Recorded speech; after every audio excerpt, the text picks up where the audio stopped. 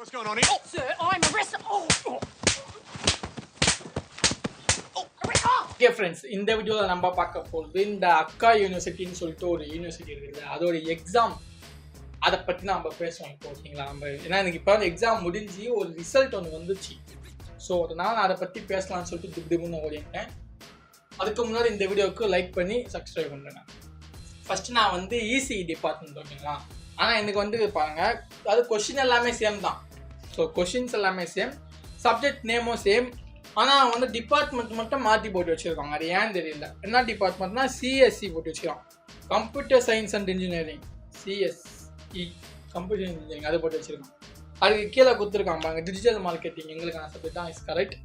So next பார்த்தீங்கன்னா biomedical engineering, computer science and design, computer science and engineering, artificial intelligence and mechanic learning, computer and communication engineering, electronic and communication engineering, electronic and telecommunication engineering, medical electronics, artificial intelligence and data science, computer science and business system information technology. The root of vision, sometimes death.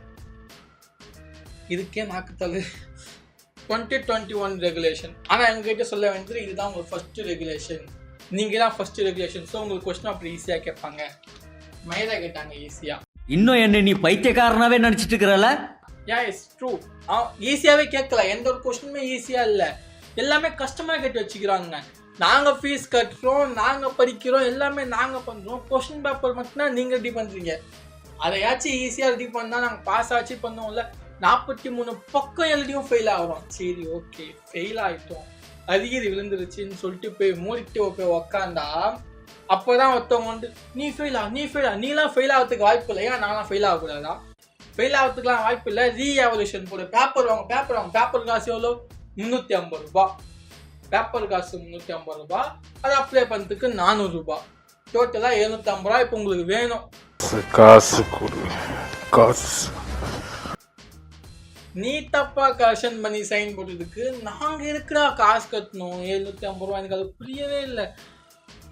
Fail ஆகிட்டோம், 150 ரூபா சொல்லிட்டு நாங்கள் அதெல்லாம் மனசை தேட்டிக்கிட்டு நல்லா உட்காந்துக்கிறப்போ வந்து கிளாஸில் கூவுவாங்க, ரீஎவல்யூஷன் போடுறீங்களா? 750 ரூபா. இன்னும் 2 நாள் தான் கிடையாது, நீலாம் ரீஎவல்யூஷன் போடு, நீலாம் போதா பாஸ் ஆகிடுவோம், போடு அப்படின்னு சொல்லி போட வச்சு 300 ரூபாயும் கட்டுவோம் பேப்பருக்கு. அது இல்லாமல் 350 ரூபா பேப்பர் கட்டி, அது இல்லாமல் 400 ரூபாய் எக்ஸ்ட்ரா. அது எந்த இருக்குன்னா அந்த ரீஎவல்யூஷன் பண்ணாங்க, சைன் பண்ணாங்களா அவங்களுக்கான். அவ்வளோ ஃபெயில் ஆகுறீங்க சார், 1.5 லட்ச ரூபா பைக்கே போச்சுன்றீங்க, இந்த நான் 750 ரூபா கட்டி ரீவால்யூஷன் போடாதா? போட்டு பாஸ் பண்ணட்டும். போடு அவனே போட்டு விட்டுருங்க. அதே மாதிரி பேப்பர் வாங்கி பார்க்குறோம், 20 மார்க் வருது, 30 மார்க் மைனஸ், 50 மார்க்குக்கும் 30 மார்க் கம்மியாக இருக்கு. இதெல்லாம் ரீஎவல்யூஷனில் போட்டால் பாஸ் பண்ணி விட மாட்டான். 3 மார்க் 2 வாங்கினா ஓகே, போட்டு அங்கே போட்டு தேட்டி விட்டுருவான். ஆனால் அதையும் 30 மார்க் அவன் எங்கே இருக்கிறான்னு எடுத்து போட்டு கிளியர் ஆகுது. அது எப்படி? இதுலேருந்து உங்கள் நோக்கம் என்னன்னா 750 ரூபா வாங்கணும், அவ்வளோதான். அது எப்படின்னா எவன் தான் வந்து பாஸ் ஆவான் அப்படின்னு ஒரு கான்ஃபிடென்ட்டோட இருக்கிறானோ அவனை ஃபெயில் ஆக்கிட்டா அவன் ரீஎவல்யூஷன் போட்டு அந்த காசை நம்ம எடுத்துக்கலாம். Good business. அது எப்படி? அது ஒரு குச்சமே இல்லையா உங்களுக்குலாம்? 50 மார்க்குடா. நாங்கள் அது ஃபஸ்ட்டு எங்களுக்கு 50 மார்க் எடுத்தா பாஸா, 45 மார்க் எடுத்தா பாஸா, 40 மார்க் எடுத்தா பாஸா, இதுவே எங்களுக்கு தெரியல. இது கூட தெளிவாக சொல்ல மாட்டேங்கிறாங்க. ஒருத்தவங்க வந்து 50ன்றாங்க, இன்னொருத்தவங்க வந்து 40ன்றாங்க, இன்னொருத்தவங்க 45ன்றாங்க. இஷ்டத்துக்கு தான் வந்து ஒருத்தவங்க ஒரு நம்பரை சொல்லிட்டு போகிறாங்க. நாங்களும் 3 மணி நேரம் உட்காந்து எழுதுகிறோம். எக்ஸாம் ஆகல. இப்போ நாங்கள் 3 மணி நேரம் எக்ஸாம்னு சொல்லிட்டீங்க, நாங்கள் உள்ளே போகிறோம். எங்களுக்கு என்ன தெரியுமா, 1 ஹவர் கழிச்சு பாத்ரூம் வருவோன்னு, 1 ஹவர் கழிச்சு வாமிட்டு வருவோம் அப்படின்னு விடவே மாட்டிக்கிறாங்க. என் எதிர்க்க இருக்கிறான் என் ஃப்ரெண்டு, அவன் வெயிட்டு, அவன் கொஸ்டின் பேப்பர் பார்த்தவொடனே என்னை திரும்பி தம்ஸ் அப் காமிச்சாமி, பாஸு எழுது நான் பார்த்து எழுதுறேன். எங்கே அவன் ஒரு பக்கத்தை தாண்டினவொடனே புக்கெல்லாம் அப்படி மூடி வச்சு இப்படி அடிக்கிறான். என்னடான்னு கேட்டால் சொல்ல மாட்டேங்கிறான். மேம் கிட்டேருந்து ரகசியமாக பேசினான். சரி கேட்குறான் போல அப்படின்னு நினச்சி விட்டாச்சு. மேம்ல இல்லை உக்காரு 3 மணி நேரம் எக்ஸாமு, அட்லீஸ்ட் நீ 2 மணி நேரமாச்சு உக்காரு. எனக்கு புரியவே இல்லை. கொஞ்ச நேரம் கழிச்சு திரும்பி வயிற்ற வலிக்குதுறான். அவனுக்கு வயிற்ற வலிக்குதுன்னா விடுங்கடா, அவன் தான் உட்காந்து பாஸ் ஆகிடுவான். நான் கேட்குறான், ஆனால் பாஸ் ஆகிடுவான். எப்படின்னா அவன் ஃபெயில் தான் அவன் போகிறான். எனக்கு தெரியும், அது அந்த ஸ்டாஃபுக்கே தெரியும், அந்த ஸ்டாஃபுக்கு அவன் ஃபெயில் தான் அவன் போகிறான். அவனுக்கு வயிற்ற வலி, அவனுக்கு வாந்தி வருது, விடவே மாட்டேங்கிறாங்க. 3 மணி நேரம் நீ உள்ளே வந்துட்டா உட்காந்துரு, உட்காந்தே 3 மணி நேரம் உட்காதியா, அட்லீஸ்ட் 2 மணி நேரமாச்சு உட்காது. அந்த 2 மணி நேரத்துக்கு உனக்கு வயிற்ற வலி வந்தாலும் பரவாயில்ல, என்ன பேதியை பிடிங்கி போனாலுமே நீ அங்கதான் உட்காந்து எக்ஸாம் ஆல இப்படியே உட்காந்து படுக்கக்கூடாது, திரும்பக்கூடாது, பேசக்கூடாது, சிரிக்கக்கூடாது. நம்ம ஏதாச்சும் யோசிக்கிற மாதிரி பார்த்தா கூட பிட்டு வச்சிருக்கியா, பிட்டு வச்சிருந்தா நாங்களுக்கு தான் ஃபெயில் ஆக போகிறோம், பிட்டு வச்சு பாஸ் ஆகிருக்கீங்களா, அதெல்லாம் எல்லாத்தையும் தான் உட்காந்து யோசிச்சுன்னு இருக்கிறோம். என்னென்னமோ பண்ணோம். 43 பக்கம் எழுதி நான் ஃபெயில் ஆகிறேன். அதுதான் எப்படின்னு தெரிய மாட்டேங்குது. 3 எக்ஸாம் எழுதினேன், 43 பக்கம் உட்காந்து 3 மணி நேரம் கை வலிக்க உட்காந்து எழுதுனேன். எங்கள் கிளாஸ் ரெப்பு கூட 43 பக்கம் எழுதுதான். அவனே அவன் சொல்ல, என்ன சப்ஜெக்டா, நானே 23 பக்கம் மேலே தாண்டா மாட்டேங்குது, நீ எப்போ 43 பக்கம் இருந்தேன்னு கேட்குறான். எழுதியும் ஃபெயிலு, பாஸ் ஆகல, அதுலேயும் ஃபெயில், எப்படின்னு தெரிய மாட்டேங்குது. ஸ்டாஃப் கிட்ட சொன்னால் ரீஎவல்யூஷன் போர்டு பாஸ் பண்ணுவாங்க. அப்போது நாங்கள் எக்ஸாம் எழுதுறதுக்கு நீங்கள் பாஸ் பண்ண மாட்டீங்க, ரீஎவல்யூஷன் போட்டாலாம் பாஸ் பண்ணுவீங்க. அதுக்கு 750 ரூபா நாங்கள் கட்டணும். 150 ரூபா கட்டி அரியர் எக்ஸாம் எழுதிட்டு போயிடும். அரியர் எக்ஸாம்லேயும் எத்தனை பண்ணுறீங்க? 750 ரூபா கட்டு, என்ன நொட்டு, இன்னும் கொடுத்து வச்ச மாரி கட்டு. சரி ஓகே, இதெல்லாம் போகட்டும். எக்ஸாம் ஃபீஸ் கட்டியா? நாங்கள் 150 ரூபா எக்ஸாம் ஃபீஸ் கட்டுறோம். அது பத்தாததுக்கு லேப் எக்ஸாம்னு ஒன்று கட்டுறோம். லேப் எக்ஸாம்னு ஒன்று எதுக்குன்னே தெரிய மாட்டேங்குது. நாங்கள் மட்டும் போகிறோம், லேபும் பண்ண மாட்டோம், எதுவுமே பண்ண மாட்டோம். ஆனால் லேப் மட்டும் அப்படியே இருக்கும். 4 செவர்லாம் போட்டு ஒரு இது மாரி இருக்கும். அங்கே போனீங்கன்னா 4-5 கம்ப்யூட்டர் இருக்கும், எதுவுமே ஒர்க்கிங் கிடையாது. ஒர்க்கிங்னா தேவையான சாஃப்ட்வேர்ஸ் எதுவுமே உள்ள இருக்காது. கேட்டால் நாங்கள் சாஃப்ட்வேர் இன்ஸ்டால் பண்ணோம். இன்ஸ்டால் பண்ணால் 2 நாளில் பார்த்தா அந்த சிஸ்டம் தூக்கின்னு போயிடறாங்க. வந்து எப்படின்னு தெரிய மாட்டேங்குது. எங்கள் லேப் இருக்குது, நாங்கள் போயிட்டு ஒரு நாள் சிஸ்டம் சாட்டர்டே சண்டே 2 நாள் வந்து காலேஜுக்கு போயிட்டு வேலை மணிக்கா போயிட்டு சிஸ்டமில் வந்து சாஃப்ட்வேர்லாம் இன்ஸ்டால் பண்ணிட்டு வரோம். 1 வீக் கழிச்சு பார்க்குறோம், சிஸ்டம் எல்லாமே காணும். வேறு டிபார்ட்மெண்ட் போயிடுச்சு, அந்த டிபார்ட்மெண்ட் சிஸ்டம் இங்கே வந்துருச்சு. உடனே எதிர்ச்சி வாய்ப்பு முடியாதுதா, எனக்கு புரியல. அவ்வளோ கஷ்டப்பட்டு நாங்கள் ஒன்று எங்களுக்கு பண்ணால் நீங்கள் மட்டும் மாட்டிக்கிட்டே இருக்கீங்க. இன்ஸ்பெக்ஷன் ஒன்று வந்தீங்கன்னா ஸ்டூடெண்ட்டுக்கிட்ட கேளுங்க, எதுவும் வந்தாலும் ஓகேங்களா. நாங்கள் சொல்கிறோம், எல்லாத்தையும் சொல்கிறோம், உங்ககிட்ட எல்லாமே சொல்கிறோம். ஆனால் நீங்கள் எங்ககிட்ட கேட்க மாட்டேங்கிறீங்களே. வந்து 4 செவட்டு எட்டி பார்த்துட்டு 2 சிஸ்டம் ஆன் பண்ணி பார்த்துட்டு ஓடிடுறீங்க. சரி, நான் ஃபஸ்ட்டு எக்ஸாம் பற்றி பேச வந்துட்டு எதையோ பற்றி பேசிக்கிட்டு இருக்கேன். நான் என்ன கேட்டேன்னா, எங்களுக்கு நாங்கள் படிக்கிறோம், நாங்கள் எக்ஸாம் எழுத போகிறோம், நாங்கள் ஃபீஸ் கட்டுறோம், எல்லாமே நாங்கள் பண்ணுறோம். கொஸ்டின் பேப்பர் மட்டும்தான் நீங்கள் ரெடி பண்ணுறீங்க. அது கூட ஏன் அவ்வளோ காண்டில் ரெடி பண்ணுறீங்க? கொஞ்சம் ஈஸியாக ரெடி பண்ணால் நாங்கள் ஈஸியாக பாஸ் ஆகிட்டு அடுத்த ஸ்டேஜுக்கு போவோமா இல்லையா? உட்காந்து அரியரை வச்சுக்கிட்டு அரியர் விழுந்துருச்சு, சரி ஓகேன்னு சொல்லிட்டு உட்காந்து அதையும் வந்து சீன்றாங்க. அரியரா போய் இந்த சப்ஜெக்டில் அரியரா, இந்த சப்ஜெக்டில் அரியரா, இன்னும் இந்த சப்ஜெக்டில் அரியரா, ஏன் அப்போதுக்கு அந்த சப்ஜெக்ட் கொடுக்குறீங்க? பாஸ் ஆகும் தெரியும், அப்போ சப்ஜெக்ட் கொடுக்குறீங்க. அப்படியே தூக்கி போட்டு போக வேண்டாம், பாஸ்ன்னு போட்டு வந்து இந்த சப்ஜெக்டில் அரியரா, நீ எல்லாம் அரியர் வைக்க மாட்டேன், 750 ரூபா கட்டு. 750 ரூபா குட்டு வச்ச மாதிரி கட்டு. அது எப்படின்னா ஃபஸ்ட்டு நம்ம 300 ரூபா பே பண்ணணுமா, பேப்பரை வாங்கணுமா, அந்த பேப்பரை நம்ம பார்க்கணும், ஸ்டாஃப் பார்க்கணும், அவங்க ஓகேன்னு சொன்னதுக்கு அப்புறமேட்டா 400 ரூபா கட்டணுமா? என்னடா ரே, இதெல்லாம் என்னடா கணக்கு?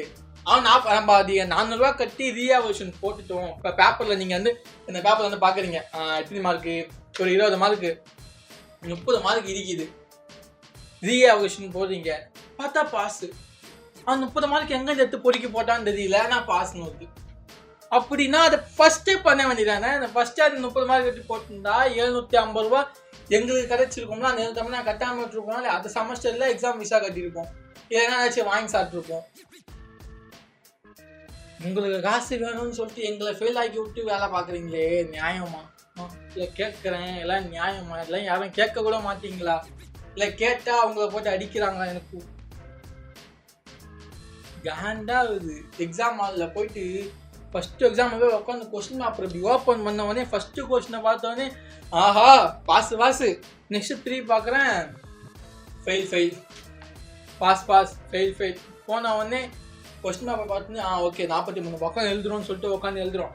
அது ஒரு அந்த 2 மார்க்லாம் வந்து நெக்ஸ்ட்டு பக்கம் போகிறதுக்குள்ளே இதெல்லாம் நம்ம படித்தோமா? ஃபஸ்ட்டு என்ன கொஸ்டின், இந்த கொஸ்டின் நம்ம படித்தோமா? படிக்கவே இல்லையா? படிக்காத கொஸ்டின் தான் எங்களுக்கு கேட்டு வச்சிருக்கான். போலாம் நம்ம படிச்சு நம்ம மறந்துட்டோமா? எங்களுக்கே அந்த எக்ஸாம் ஹால்ல போனா ஒரு குழப்பம் ஒண்ணு உருவாகுது. என்ன இது ஒண்ணுமே புரியவும் மாட்டேங்குது. எதுவும் தெரியவும் மாட்டேங்குது. ஒரு செமஸ்டர் எக்ஸாம் 6 மாசம்னு சொல்றீங்க. ஆனா 4 மாசத்துல செமஸ்டர் எக்ஸாம் வருது. அது எப்படின்னே தெரிய மாட்டேங்குது.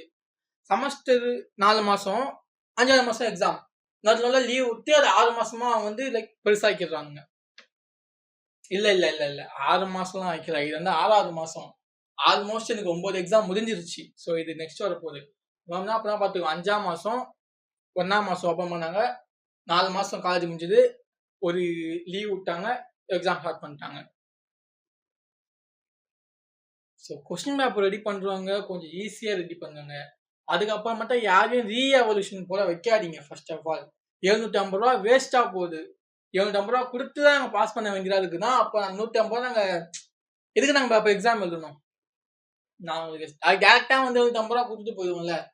150 ரூபா கட்டு, 3 மணி நேரம் உக்காரு, வாந்தி வருதோ பேதி வருதோ உக்காரு, எக்ஸாம் ஹால்ல உக்காரு, அரைக்கின்னு உக்காரு, இதை முடி, அதை முடிச்சுட்டு போ. இதுல வேற வந்து நேம மாத்தி போட்ட, சைனை மாத்தி போட்டேன் சண்டைக்கு கொஸ்டின் பேப்பர்ல ஒரு டிக் அடிக்கூடாது. டிக் அடிச்சா அவனுடைய மொத்த ரிசல்ட்டுமே ஹோல்டு பண்ணி வைக்க வேண்டியது. கொஸ்டின் பேப்பர்ல சின்னதா டிக் அடிச்சுட்டு ஒரு குத்தமாடா, அதுக்கு எடுக்கிற அவன் ரிசல்ட்டை ஹோல்டு பண்ணி வைக்கிறீங்க. ரொம்ப தப்பு ப்ரோ. எப்படி கேட்டு வச்சிருக்கான் தெரியுமா அந்த கொஸ்டின்? இதெல்லாம் அந்த கொஸ்டின்லாம் ஒண்ணுமே புரிய மாட்டேங்குது. அவன் ஒரு டிக்குலாம் போடாத அப்படின்றான். கொஸ்டின் பேப்பர்ல வந்து சின்ன டாட் கூட வைக்காத. டாக் வச்சாலே உனக்கு வந்து மார்க் பட்டிஸ். இதெல்லாம் போக எக்ஸாம் ஹாலுக்கு நீ எங்களை செக் பண்ண வர ஸ்குவாடா வரனா, நீ தான் வந்து எங்க இந்த பெஞ்சு கடியெல்லாம் செக் பண்ணணும். எங்களை வந்து கையை விட்டு செக் பண்ணு. பெஞ்சு கடிலன்னா கையை விட்டா உள்ள கூலிப்பா வருது. எங்க பிட்டு வருது? எங்க பிட்டு வருது சொல்லு. இப்ப இருக்கிற பெஞ்சுக்கெல்லாம் கையை வச்சா கூலிப் தான் வந்து பிட்டுக்கு போதிலா. ரொம்ப கெட்டு போயிடுச்சு. இப்போ லாஸ்ட் எக்ஸாம் அப்போ எதிர்க்க என் ஃப்ரெண்ட் உட்காந்து அவன் கையை விட்டோன்னப்போ வெள்ளை பேப்பர்லாம் வந்துச்சு. மேம் கிட்ட கொடுத்து ஒரு நல்ல பேர் வாங்கினான். வேற டிபார்ட்மெண்ட் பையன். அவன் எந்த டிபார்ட்மெண்ட்னு தெரியல. ஆனா எங்க காலேஜ் வேற டிபார்ட்மெண்ட் பையன் அதை உட்காந்து பார்த்துட்டு அவன் நல்ல பேர் வாங்கலாம்னு சொல்லிட்டு பெஞ்சுக்கல்ல கை விட்டா கூலிப்பா வருது. அதை நான் பார்த்துட்டேன். மிச்சு யாரும் பார்க்கல. நானும் சிரிக்க ஆரம்பிச்சுட்டு அவனும் சிரிக்க ஆரம்பிச்சிட்டான். அதுக்கு அந்த மேடம் மிரட்டுது எங்களை. ஏடா ஸோ இது வந்து என்ன சொல்ல வரேன்னா, ஒண்ணுமே சொல்ல வரல. எனக்கும் இதுக்கும் சம்மதமே இல்லை. ஆளை விட்டுருங்க, நான் ஹாப்பி. எக்ஸாம் எழுதினாலும் ஹாப்பி, அரியர் விழுந்தாலும் ஹாப்பி, கிளியர் பண்ணாலும் ஹாப்பி, என்ன பண்ணாலும் ஹாப்பி. அவ்வளவுதான் ஹாப்பி. That's all. 750 ரூபா கட்டுனாதான் பாஸ் பண்ணுவோம்னா அது டேரக்டா வந்து நீ பிச்சை எடுத்துட்டு போயிடலாம். 750 ரூபாய எதுக்கோ வந்து சொல்லி காசு வாங்கின்னு போறீங்க. அதுக்கு இந்த மாதிரி வந்து சொல்லிட்டு காசு வாங்கின்னு போயிட்டு பாஸ் பண்ணி விடலாம். ஸோ இந்த மாதிரி யாரும் அரியர் விழுந்துருச்சுன்னு கவலைப்படாதீங்க. அரியர் விழுந்தாலும் பரவாயில்ல, 750 ரூபா கட்டினீங்கன்னா உங்களுக்கு பாஸ். அவ்வளோதான். கண்டென்ட் இருக்கோ இல்லையோ பேப்பரை ஃபில் பண்ணி வச்சுட்டு 750 ரூபா கட்டு பாஸ் ஆக்கிடுவாங்க. ஸோ அடுத்த வீடியோ சந்திப்போம். மறக்காம வீடியோக்கு லைக் பண்ணி ஷேர் பண்ணி இந்த வீடியோ உங்களுடைய அரியர் ஃப்ரெண்டுக்கோ இல்லை ரீஎவல்யூஷன் போட்ட ஃப்ரெண்டுக்கோ ஷேர் பண்ணுங்க. அவனுக்கு தெரியும் இதோடைய கஷ்டம் என்னன்னு. ஓகே, அடுத்த வீடியோ சந்திப்போம்.